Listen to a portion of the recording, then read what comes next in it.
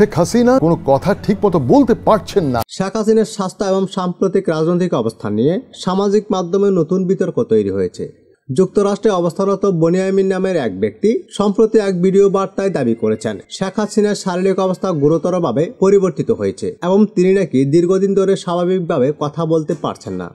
আর এখন ওনার জিহ্বার অর্ধেক অবশ। বনিয়ামিনের বক্তব্য অনুযায়ী শেখ হাসিনার জিহ্বার বাম পাশে অর্ধেক অংশ অবশ হয়ে গেছে, যার কারণে তিনি স্পষ্টভাবে কথা বলতে বা স্বাভাবিকভাবে খেতে পারছেন না। তার দাবি, প্রায় 3 থেকে 4 সপ্তাহ আগে প্রধানমন্ত্রী একটি মাইন্ড স্ট্রোক এর শিকার হন। বক্তা আরও বলেন, অতীতে শেখ হাসিনা কথা বলার সময় তার মুখে সুপারি থাকার মতো মনে হলেও বর্তমানে কথার অস্পষ্টতা নাকি আরও বেড়ে গেছে। তিনি ধারণা দেন এটি তার জিহ্বা ও মুখের পেশি আংশিকভাবে অবশ হয়ে যাওয়ার কারণে হতে পারে। তবে এই দাবিগুলোর পক্ষে এখন পর্যন্ত কোনো চিকিৎসা সংক্রান্ত তথ্য, সরকারি বিবৃতি বা স্বতন্ত্র উৎস থেকে প্রমাণ পাওয়া যায়নি।